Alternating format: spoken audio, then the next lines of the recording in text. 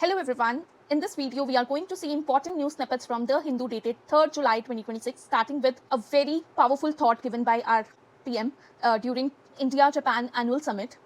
When the going gets tough, the tough get going. It means when there are several challenges, when there are extreme difficulties, a person who never bows to the pressure will always win. So the victory belongs to those who stand firm against challenges. And this thought can be utilized in many ways. Like ऐसे में use कर सकते हो आप इसको ethics में use कर सकते हो, international relations में use कर सकते हो, economy में relate कर सकते हो, India की economy से.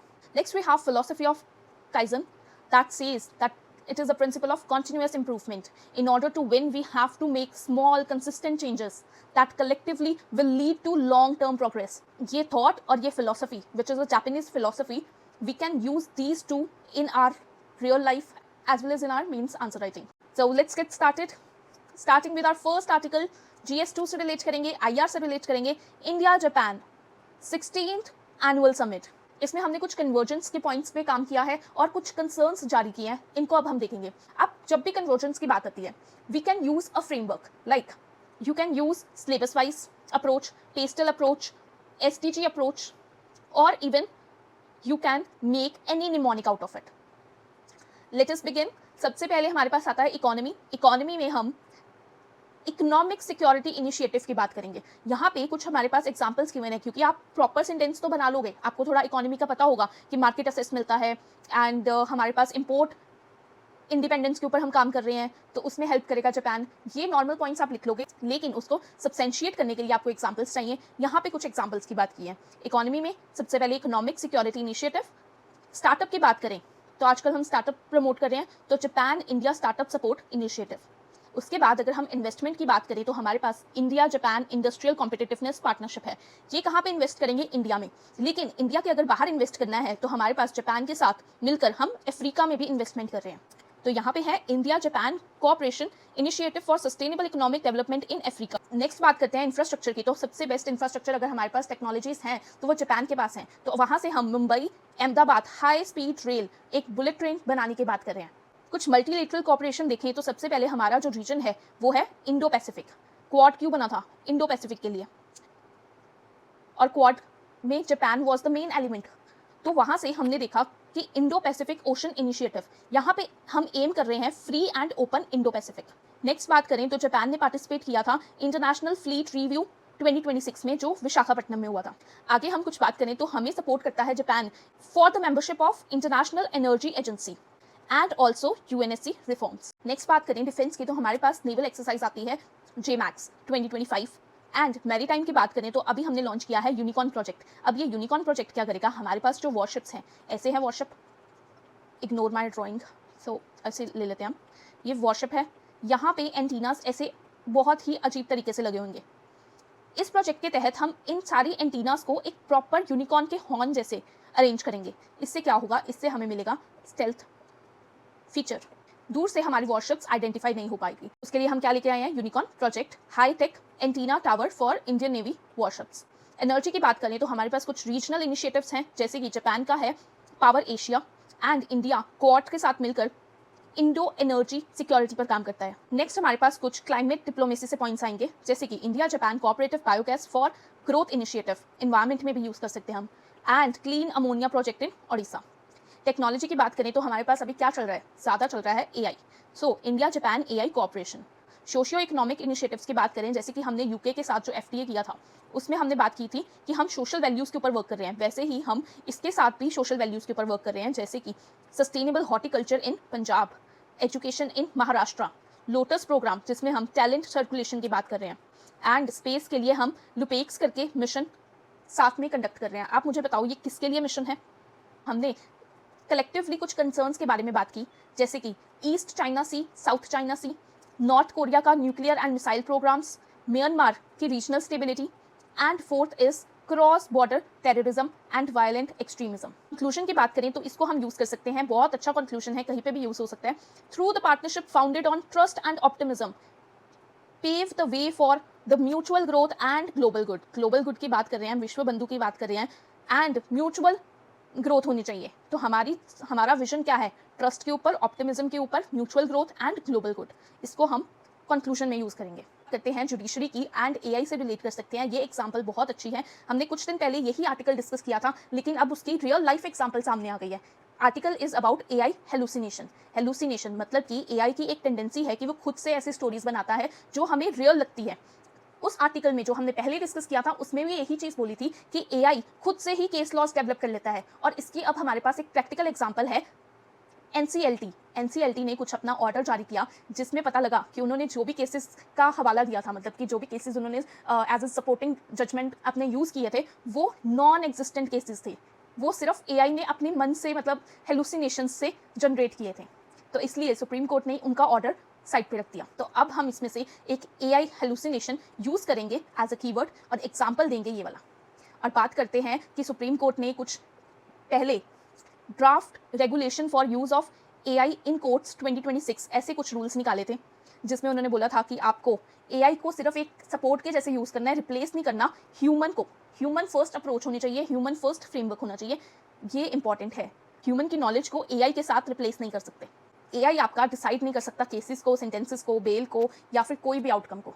तो अब हमें इसमें से अगर कुछ याद रखना है तो एक ये कीवर्ड याद रखना है, हमने सुप्रीम कोर्ट की एग्जांपल याद रखनी है, एंड साथ में कुछ मेजर्स जो हम ले रहे हैं उसमें हमने ये याद रखना है। जब भी ओवरऑल क्वेश्चन आएगा एआई एथिक्स के बारे में तो हम ये लिख सकते हैं कि रिसेंटली सुप्रीम कोर्ट ने भी ऐसे रूल्स निकाले हैं। नेक्स्ट आर्टिकल हम GS2 से रिलेट करेंगे, पॉलिटी से रिलेट करेंगे।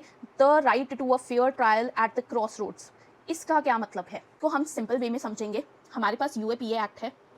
अब ये यूएपीए एक्ट में हमारे पास डिटेंशन आ जाती है। अब ये जो डिटेंशन है ये क्या हो रही है, ये प्री ट्रायल डिटेंशन हो रही है। अभी ट्रायल बाकी है फिर भी हमने उनको डिटेन करके रखा है। और सेकंड बात आती है बेल की।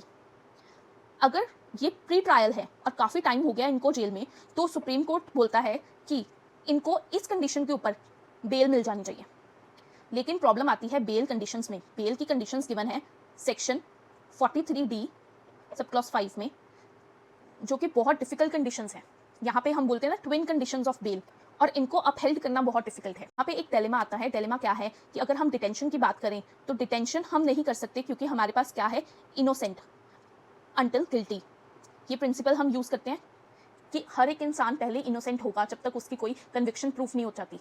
तो अगर हम उनको प्री ट्रायल डिटेन कर रहे हैं तो उनका ये वाला जो प्रिंसिपल है वो हार्म हो रहा है। सेकेंडली उनके पास क्या है, आर्टिकल 21 के तहत right to life and right to speedy trial, ये भी उनका खनन हो रहा है क्योंकि यहाँ पे बहुत ज़्यादा टाइम लग रहा है।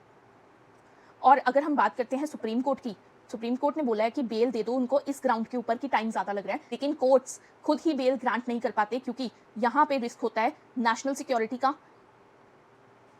इसके बेसिस पर, ग्रेविटी ऑफ ऑफेंस के बेसिस पर हम इनको बेल नहीं प्रोवाइड करते।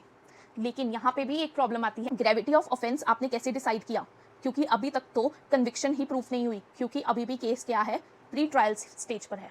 ये सारी कॉम्प्लेक्सिटी की बात की गई है इस आर्टिकल में। स्टार्ट करें तो हमारे पास पता है कि यूएपीए एक्ट में ये प्रॉब्लम आ रही है प्रोलॉन्ग्ड प्री ट्रायल्स की एंड सेक्शन 43 बेलिंग प्रोविजन की, और राइट टू स्पीडी ट्रायल हमारा खनन हो रहा है। केसेस अभी हमने देखे, केस स्टडी के तौर पे हम इसको यूज़ कर सकते हैं। उमर खालिद एंड शर्जील इमाम, इनको 5 साल हो चुके हैं जेल में, लेकिन अभी भी इनकी कन्विक्शन प्रूफ नहीं हुई। इश्यूज़ क्या आ जाते हैं ये सब होने के कारण? इश्यूज़ क्या है यूएपीए में? सबसे पहला है प्रोलॉन्ग्ड ट्रायल्स। बहुत टाइम लग रहा है फिर भी आप उनको डिटेन करके रख रहे हो, और फिर ऐसी डिटेंशन को हम क्या बोलेंगे, पनिशमेंट।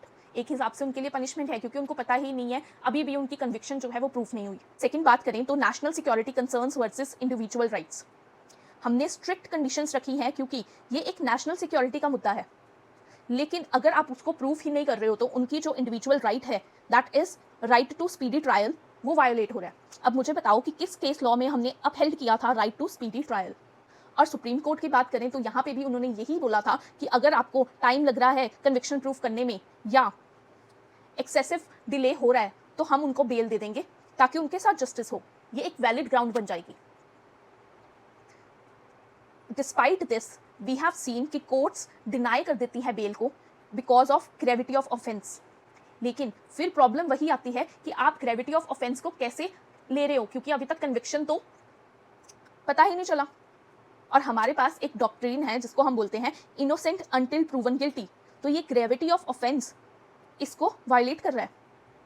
क्योंकि अभी तक कन्विक्शन हुई नहीं है, अभी वो इनोसेंट ही है और आप बेल डिनाई कर रहे हो ये बोलकर कि that there is a gravity of offence. ये काफ़ी चीज़ें कॉम्प्लिकेटेड है। और लास्ट हम बात करें तो ऐसे क्या हो रहा है, यूएपीए का मिसयूज़ हो रहा है। इसमें हम पॉलिटिकल डिसेंट को, सिविल लिबर्टीज़ को कर्ब करने के लिए इसका यूज़ कर रहे हैं हम। तो फिर इसके लिए क्या चाहिए, जुडिशरी को चाहिए कि वो बेल के ऊपर प्रोविजंस बनाएं, स्ट्रिंजेंट लॉज एक वेपन की तरह यूज़ ना हो ये इंश्योर करें, ट्रायल्स होने चाहिए रीजनेबल टाइम फ्रेम के अंदर, और साथ में democratic freedoms and constitutional morality को अपहेल्ड होना चाहिए। इस आर्टिकल हम GS2 से रिलेट करेंगे, हेल्थ से रिलेट करेंगे। इसमें प्रॉब्लम क्या है, नेशन के लेवल पे हमारे पास प्रॉब्लम आती है सर्विकल कैंसर की among women, which is causing near about 80,000 deaths every year. Such a grave problem. इस प्रॉब्लम के सॉल्यूशन के लिए हम क्या लेकर आए, वैक्सीन्स।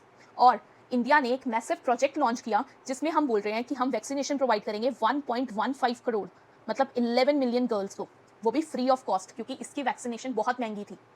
लेकिन प्रॉब्लम क्या है, last mile delivery, actual finding the girls, मतलब डेटा नहीं है हमारे पास, कन्विंसिंग देयर पेरेंट्स, क्योंकि अभी वो 15 ईयर्स की हैं तो उनके पेरेंट्स से हमें परमिशन लेनी पड़ेगी। और साथ में है रिमोट एरियाज़। हमारे पास नियर अबाउट 60% पॉपुलेशन कहाँ रहती है, विलेजेस में। हमारे पास कितनी सारी पॉपुलेशन ट्राइबल एरिया से बिलोंग करती है, नोमैडिक एरिया से बिलोंग करती है, उनको हम कन्विंस कैसे करेंगे। इसके लिए हमारे पास सबसे अच्छा मॉडल आता है मंदसौर मॉडल ऑफ मध्य प्रदेश। इसको हम यूज़ करेंगे एथिक्स में, इसको हम यूज़ करेंगे गवर्नेंस में, इसको हम यूज़ करेंगे एसेज में, इसको यूज़ करेंगे सोशियोलॉजी में। अब यहाँ पे 4 एडमिनिस्ट्रेटिव स्टेप्स लिए गए जिसने इंश्योर किया 100% vaccination rate with in less than 40 days. What a commendable move. सबसे पहले अगर हमें कोई भी स्कीम को इम्प्लीमेंट करवाना है, इससे हम लेसन सीख सकते हैं। सबसे पहले हमें चाहिए डेटा, तो उनको भी डेटा चाहिए था, लेकिन उन्होंने डेटा कैसे कलेक्ट किया। ऑलरेडी जो हमारे पास लोकलाइज्ड लेवल पर स्कीम्स थी, उसमें जो डेटा रजिस्ट्रेशन था उसमें से हमने डेटाज उठाए। हमने स्कूल का डेटा देखा, हमने राष्ट्रीय बाल स्वास्थ्य कार्यक्रम से डेटा लिया, लाडली लक्ष्मी योजना से डेटा लिया।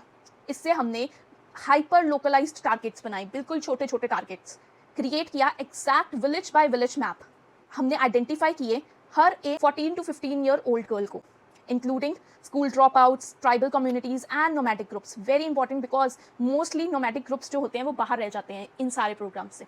सेकेंड जो हमने बात की was around changing the mind through नज अप्रोच। वेरी इंपॉर्टेंट, हम बिहेवियरल चेंज एक टॉपिक करते हैं एथिक्स में, वहाँ ये जा सकता है। इसमें हमने बात की पेरेंट्स के साथ, सीधा उनको ये नहीं बोला कि आपको वैक्सीनेशन लगवानी है कि नहीं लगवानी है, चॉइस नहीं दिया। हमने सीधा उनको बोला कि आपकी वैक्सीनेशन, आपके बच्चे की वैक्सीनेशन ड्यू है। तो इससे पेरेंट्स में कोई भी ऐसे डर वाली बात नहीं आई, क्योंकि अगर आप उनको जाके बोलोगे कि आपकी ये वैक्सीनेशन ड्यू है तो उनको लगेगा कि ये नॉर्मल वैक्सीनेशन है। सेकंड है एलिमिनेट किया लॉजिस्टिकल बैरियर्स। अगर आप जा नहीं सकते हो उसके लिए हमने अरेंज किया स्कूल्स, लोकल बॉडीज़ की वैन्स हमने ली ट्रांसपोर्टेशन के लिए। थर्ड हमने किया बिहेवियरल नज, मतलब कि हमने जो मिथ्स थी कि ये वैक्सीनेशन लगाने से इनफर्टिलिटी हो जाएगी, ऐसा हो जाएगा, वो हो जाएगा, जैसे कोविड के टाइम पे थी, इसको फाइट करने के लिए हमने लोकल वॉइसेस को खड़ा किया, including doctors, religious leaders and Gen Z influencers, जिनसे जल्दी इन्फ्लुएंस हो जाए। तो आजकल जेंजी इन्फ्लुएंसर्स हर जगह पे पाए जाएंगे, तो उनको हमने खड़ा किया। उन्होंने काउंसलिंग प्रोवाइड की फैमिलीज़ को। जिन फैमिलीज़ ने वैक्सीनेशन के लिए हाँ बोली थी, जिन गर्ल्स ने वॉलंटरी किया था, हमने उनको अवार्ड्स प्रोवाइड किए, रिकॉग्निशन प्रोवाइड किया, ताकि हर कोई सीखे कि आप भी यहाँ पे अवार्ड ले सकते हो अगर आप वैक्सीनेशन लगाओ।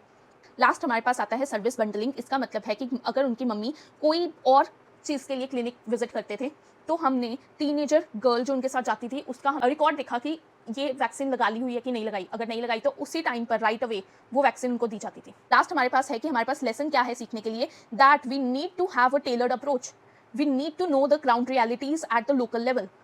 तभी हमारी ये जो इम्प्लीमेंटेशन गैप है एट पॉलिसी लेवल वो कम होगा। हम अलग अलग जगह के लिए वो कैसे हम इम्प्लीमेंट करेंगे, हमें इस मंदसौर मॉडल से सीखना चाहिए। नेक्स्ट आर्टिकल हम GS3 से रिलेट करेंगे, इकोनॉमी से रिलेट करेंगे। ये हमने कल देखा था कि GST नंबर्स जंप हुए हैं, लेकिन ये जंप किसकी वजह से हुआ है, इम्पोर्ट्स की वजह से हुआ है, ना कि हमारी कंजम्पशन की वजह से।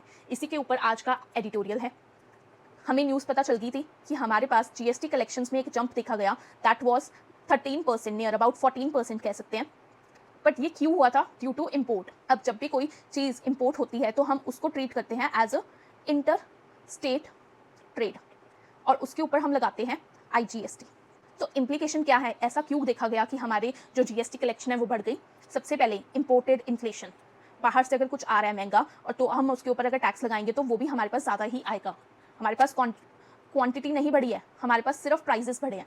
सबसे पहले एक्सटर्नल फैक्टर्स, ऑयल का, गोल्ड का प्राइस बढ़ गया, अब उसके ऊपर कुछ भी टैक्स लगेगा तो क्वांटिटी तो सेम है लेकिन टैक्स की अमाउंट बढ़ जाएगी। सेकेंड है वीकनिंग ऑफ रूपी, डॉलर में कलेक्ट करते हैं हम टैक्स, अगर डॉलर इतना स्ट्रांग हो रहा है तो हमारी जो टैक्स की अमाउंट है वो भी स्ट्रांग होगी कस्टम लेवल पर। टैक्सेस हमारे क्यों बढ़े हैं? Because of inflation, currency depreciation and does not indicate production और कंजम्पशन। ठीक है, ये क्यों है? ये प्राइस इफेक्ट की वजह से हमारा जो कलेक्शन है वो बढ़ा है। अगर हम as compared to domestic economy देखें तो हमारी इकोनॉमी में हमने देखा कोर इंडस्ट्री का देखा था हमने डेटा कि वो उनका भी कोर इंडस्ट्रीज भी स्लो डाउन चल रही हैं। फिर हमने कल देखा था पीएमआई, तो वो भी हमारे पास सेकेंड लोएस्ट है इन 13 मंथ्स। तो ये आपको समझ आ गया कि जीएसटी क्यों हो रही है? बिकॉज ऑफ इम्पोर्ट्स, इसलिए इंक्रीज हो रही है, ना कि बिकॉज ऑफ कंजम्पशन। ओवरऑल देखें कि हमारे पास सक्सेस क्या है जीएसटी का और कंटेंशंस क्या है, ये आपको नॉर्मल है, ये आपको बताइए। हम जीएस3 से रिलेट करेंगे, साइंस एंड टेक से रिलेट करेंगे, एआई से रिलेट करेंगे। हमने बहुत सारे आर्टिकल डिस्कस कर लिए हैं एआई से रिलेटेड। सबसे पहले हम इसमें बात करेंगे गवर्नेंस की, फिर हम बात करेंगे डिजिटल डिवाइड की एट ग्लोबल लेवल, फिर हम बात करेंगे कि क्यों ग्लोबल साउथ कंट्रीज जो हैं वो नहीं बना पा रही, फिर हम बात करेंगे इंडिया की। स्टार्ट करते हैं। हमारे पास रिपोर्ट आई है यूएन की, independent international scientific panel on AI ने रिपोर्ट निकाली है और कुछ चैलेंजेस डिस्कस किए हैं। सबसे पहला चैलेंज आता है डिजिटल डिवाइड, मतलब कि ग्लोबल नॉर्थ की बात करें तो उनके पास मैसिव इलेक्ट्रिसिटी ग्रिड्स हैं, क्योंकि एआई की प्रोडक्शन के लिए हमें इलेक्ट्रिसिटी चाहिए, हमें वाटर चाहिए। ये सारे रिसोर्सेज कहाँ पे अवेलेबल है? नॉर्थ, ग्लोबल नॉर्थ के पास काफ़ी अबंडेंस में है। देन उनके पास टेक्नोलॉजी है, उनके पास फाइनेंस है, उनके पास टैलेंट है। लेकिन हम ग्लोबल साउथ की बात करें, जैसे कि कंट्रीज लाइक इंडिया, हम ज़्यादातर कंज्यूमर कंट्रीज हैं रादर दैन क्रिएटर्स, बिकॉज हमारे पास कुछ स्ट्रक्चरल हर्डल्स हैं। सबसे पहले अगर हम ऑप्शंस देखें, ग्लोबल साउथ के पास ऑप्शन क्या है? या तो वो खुद की इन्वेस्टमेंट करें बहुत ज़्यादा और एआई इंफ्रास्ट्रक्चर को डेवलप करें, जो कि अभी हम करना चाहते हैं, इंडिया करना चाहता है। ऑप्शन 2 है या तो हम डिपेंडेंट रहें ऑन ग्लोबल एआई फर्म्स। करें कैपिटल इंटेंसिव एआई इंफ्रास्ट्रक्चर के लिए, तो यहाँ पे हमारे पास प्रॉब्लम आती है सबसे पहले इंफ्रास्ट्रक्चर की। इंफ्रास्ट्रक्चर के लिए हमें चाहिए high speed computing data centres, और यहाँ पे लगती है इलेक्ट्रिसिटी। डिजिटल इंफ्रास्ट्रक्चर चाहिए, ठीक है। ब्रेन ड्रेन, हमारा यहाँ पे क्या हो रहा है? हम ज़्यादातर लोग बाहर चले जा रहे हैं बिकॉज ऑफ गुड पे, गुड लिविंग कंडीशंस। तो हमारे पास क्या है? शॉर्टेज है एआई रिसर्चर्स की। और लास्टली हमारे पास कैपिटल नहीं है। तो फिर हमारे पास प्रॉब्लम क्या आती है कंट्रीज लाइक इंडिया में कि हम अर्ली स्टार्ट नहीं कर पाते, इसलिए हम डिपेंडेंट रहते हैं दूसरी कंट्रीज से। और अगर हम डिपेंडेंट रहेंगे तो वो कभी भी हमारे पास वल्नरेबिलिटी क्रिएट कर सकती है, जैसे हमने क्लॉड माइथोस में देखा। फॉरेन कंट्रीज के विल में चलेगा कि इनको देना है हमें कि नहीं देना असेस। नेक्स्ट बात करते हैं fast tech and slow laws, मतलब कि ये जो एआई है ये इतनी जल्दी इवॉल्व होती है, लेकिन हमारे जो लॉज हैं उनको ईयर्स लग जाते हैं इन ऑर्डर टू पास। तो हमारे पास क्या आता है? गवर्नेंस गैप, कि मतलब हम टेक्नोलॉजी तो डेवलप कर लेते हैं लेकिन उसको कंट्रोल करने के लिए, उसको रेगुलेट करने के लिए लॉज बनाने में बहुत टाइम लग जाता है। थर्ड, हम प्रैक्टिकल प्रॉब्लम देखें एआई की तो है रियल वर्ल्ड हार्म्स, मतलब कि मेंटल हेल्थ के ऊपर हम इमोशनली अटैच हो जाते हैं। कई बार आपने भी देखा होगा, आप एआई बोट्स के साथ कितनी कितनी बातें कर लेते हो, चैट जीपीटी के ऊपर अपनी फीलिंग्स शेयर कर देते हो, तो आप इमोशनली अटैचमेंट हो गई आपके। तो इसको हम बोलते हैं पैरासोशल रिलेशनशिप्स। ये है कीवर्ड, आप इसको यूज़ कर सकते हो। सेकेंड बात करें तो ट्रुथ इरोशन, इसका मतलब कि ये एआई हेल्प करती है फॉर मास मिस इन्फॉर्मेशन। आपने देखा कैसे एआई हेलुसिनेशंस जनरेट करती है, मतलब ट्रुथ को छुपाती है, हमें पता ही नहीं लगेगा कि वो केस लॉस सही है कि नहीं। वैसे ही डीप फेक्स बनाती है। नेक्स्ट बात करें तो हमारे पास एक आता है इकोनॉमिक रिस्क। इकोनॉमिक रिस्क क्यों है? क्योंकि अब देखा आपने न्यू एआई आ रही है। न्यू एआई क्यों आ रही है? क्योंकि उन्होंने देख लिया कि सक्सेस है इसमें, लेकिन क्या पता ये एआई बबल है और कब फूट जाए। तो इतने ज़्यादा अगर हम हैवी इन्वेस्टमेंट्स लगा के एआई को डेवलप कर रहे हैं, हमें नहीं पता इसका लॉन्ग टर्म क्या इम्पैक्ट पड़ेगा। लास्ट में बात करते हैं हम कि क्यों नेशनल लॉज जो है वो इनफ नहीं है। एग्जाम्पल में उन्होंने दिया दैट यूएसए एंड चाइना के पास लॉज हैं, लेकिन एआई की इतनी ज़्यादा असेसिबिलिटी है अक्रॉस बॉर्डर्स, तो ये जो नेशनल लॉज हैं ये काम नहीं करेंगे। इसके लिए क्या चाहिए? Unified global regulatory framework and audit systems होने चाहिए, ट्रांसपेरेंसी होनी चाहिए, एंड ऑल्सो हमें फोकस करना चाहिए ह्यूमैनिटी के ऊपर, not just wealthy corporations. Next कुछ हमारे पास मिसलेनियस आर्टिकल्स हैं साइंस एंड टेक से। पहला रिलेट करेंगे विक्रम 1। ये किसने डेवलप किया है? Sky root aerospace. एग्जाम्पल जा सकती है साइंस एंड टेक में, अगर कोई भी क्वेश्चन आ जाता है कि कैसे हम वर्क कर रहे हैं प्राइवेटाइजेशन ऑफ स्पेस में, एग्जाम्पल चले जाएगी, ठीक है। और नॉर्मली भी हमारे पास ये इंपॉर्टेंट हो जाता है। अब ये क्या है? ये फर्स्ट ऑर्बिटल टेस्ट फ्लाइट है। इसको हमने क्या बोला? मिशन आगमन, दैट इज द अराइवल। ये हब हमने क्यों लॉन्च किया है, ये ऊपर जाएगी, ठीक है, ऑर्बिट में जाएगी, वहाँ पे देखेगी कंडीशंस कि कैसे ये रॉकेट वर्क करता है, कैप्चर करेंगे लाइव कि कैसे ये रॉकेट वर्क करेगा, कैसे सारा डेटा कलेक्ट करेंगे, कैसा इन्वायरमेंट है, कैसा चीज़ें वर्क कर रही है, स्टेज सेपरेशन को रिकॉर्ड करेगी। इससे हमें क्या पता चलेगा, हमें पता चलेगा कैसे एक रॉकेट जब स्पेस में जाता है तो वो कैसे फंक्शन करता है, उससे हम बेटर रॉकेट्स को डेवलप कर सकते हैं। और कहाँ पर हम लॉन्च करेंगे, 450 kilometre high low earth orbit में। नेक्स्ट आर्टिकल हम IR से रिलेट करेंगे, कम्युनिकेशन से रिलेट करेंगे। I2C का क्या मतलब है, I2C का मतलब है एक न्यू सबमरीन केबल सिस्टम, मतलब केबल मतलब नीचे से जाएंगी वायर्स, कौन सी वायर्स जाएंगी, फाइबर ऑप्टिक केबल्स जाएंगी। ये अब क्यों जाएंगी, क्योंकि इंटरनेशनल डेटा ट्रांसमिशन करना चाहते हैं। कौन करना चाहते हैं, 3 कंट्रीज मिलकर ये डेवलप करेंगी, सिंगापुर, इंडिया एंड मलेशिया। ये कैरी करेंगे इंटरनेट ट्रैफिक को, cloud services and enterprise data across continents and island regions. बस आपको इसमें ये याद रखना है, ये क्या है, सबमरीन केबल सिस्टम्स लगाएंगे हम। कौन लगाएंगे, ये 3 कंट्रीज लगाएंगे। यहाँ पे हमारे पास इंडिया का रूट गिवन है, और अगर हम पार्टनर्स की बात करें तो ये कुछ हमारे पास प्रोजेक्ट पार्टनर्स गिवन है। लास्ट आर्टिकल हम स्पेस ऑन्कोलॉजी से रिलेट करेंगे। इसका क्या मतलब है, हम जितनी भी कैंसर से रिलेटेड ट्रीटमेंट्स हैं या मेडिसिन हैं, इनको हम स्पेस में लेकर जाएंगे, माइक्रोग्रेविटी में हम इनको टेस्ट करेंगे, और टेस्ट करने के बाद अगर हमारे पास कोई फॉल्ट्स आए तो फिर से अर्थ पे लाके इसको हम सही करेंगे, और उसके बाद टेस्ट करेंगे, और अगर ये अप्रूव हो जाता है तो हम इसको मार्केट में सेल करना शुरू कर देंगे। ऐसा हम क्यों कर रहे हैं, क्योंकि हम देखना चाहते हैं कि माइक्रोग्रेविटी में और कॉस्मिक रेडिएशन के चलते हुए क्या इम्पैक्ट पड़ता है कैंसर सेल्स के ऊपर। इसलिए हम platforms like international space station को एक नेचुरल लैब्स के जैसे यूज़ करेंगे इन ऑर्डर टू सी कि कैसे ड्रग का इफेक्ट पड़ता है। सो आज के लिए बस इतना ही। Thank you.